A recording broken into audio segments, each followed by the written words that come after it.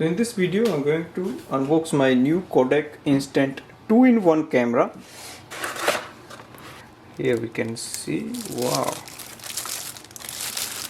So you can see how it looks. It's so nice. First thing is to charge it. So you get USB cable for the charging, and the charging end is here. You just have to insert it. Now press the power button and switch on your printer, and just press this button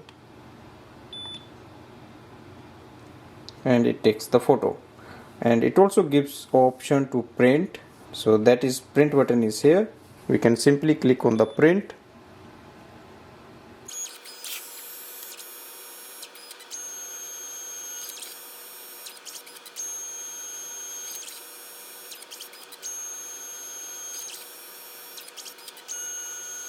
So it follows different steps you can see on the screen, and in the end it gives the lamination on the top of it. Now our print is ready, we can take it out. So I can see the print quality is really good and it really looks nice.